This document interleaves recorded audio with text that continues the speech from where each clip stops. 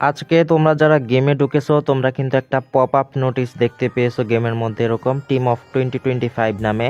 So এটা হচ্ছে একটা ইভেন্ট, এটা কিন্তু 1 মাস থাকবে এবং শুরু হতে যাচ্ছে আর 2 দিন পর, অর্থাৎ 7 তারিখে শুরু হবে জানুয়ারি মাসের।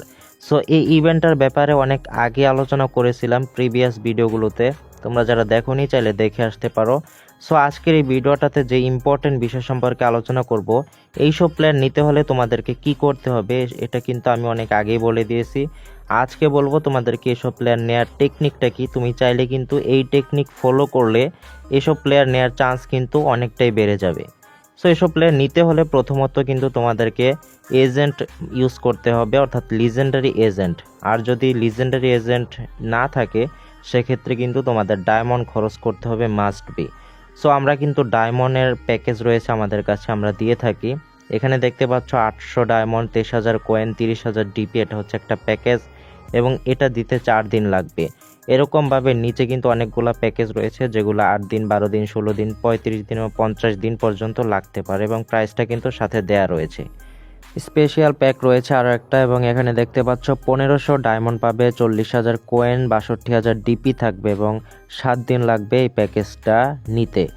তো 12 দিন, 18 দিন, 25 দিনের কিন্তু স্পেশাল প্যাক রয়েছে। যার যেটা ভালো লাগবে আমার সাথে যোগাযোগ করতে পারো নিচে দেওয়া হোয়াটসঅ্যাপ নাম্বারে। আর এই প্যাকেজগুলো নিতে কিন্তু তোমাদের অবশ্যই আইডি দিতে হবে আমার কাছে, আমি অটো ক্লিকারের মাধ্যমে গেম খেলে তারপর এগুলো জমিয়ে দিব। আশা করি সকলে বুঝতে পেরেছো। সো চলে আসি আমাদের মূল টপিকে, এবং তার আগে অনুরোধ থাকবে তোমরা যারা নতুন রয়েছো চ্যানেলটা সাবস্ক্রাইব করে দিবা, ভিডিওটাতে লাইক দিয়ে না থাকলে মাস্ট বি একটা লাইক করে দিও।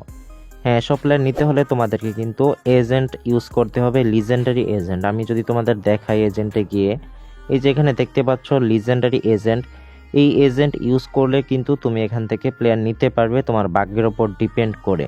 তো এফটিজি কিন্তু একটা বিষয় জানিয়ে দিয়েছে, আমি তোমাদের একটা পরিষ্কার করে বলতেছি যে বিষয়টা কি। তোমরা যদি এখানে যাও, এখানে দেখতে পাচ্ছ আই বাটন অপশন রয়েছে।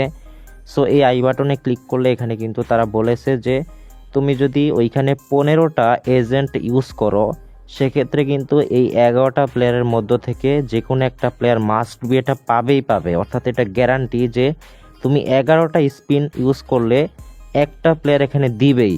এটা কিন্তু এফটিজি জানিয়ে দিয়েছে, যে এই আই বাটনে ক্লিক করলে কিন্তু এটা দেখতে পাবে। সো এই হচ্ছে কাহিনী, অর্থাৎ তুমি যদি লিজেন্ডারি এজেন্ট 15টা ইউজ করো সেক্ষেত্রে কিন্তু একটা প্লেয়ার কনফার্ম পেয়ে যাবে এখান থেকে। আর ভিডিওর শুরুতে তোমাদেরকে যেই টেকনিকটার কথা বলছিলাম সেটা হচ্ছে তোমার এই আই বাটনের পাশে যে চান্স 9.8% দেওয়া রয়েছে, এই হচ্ছে সেই টেকনিক।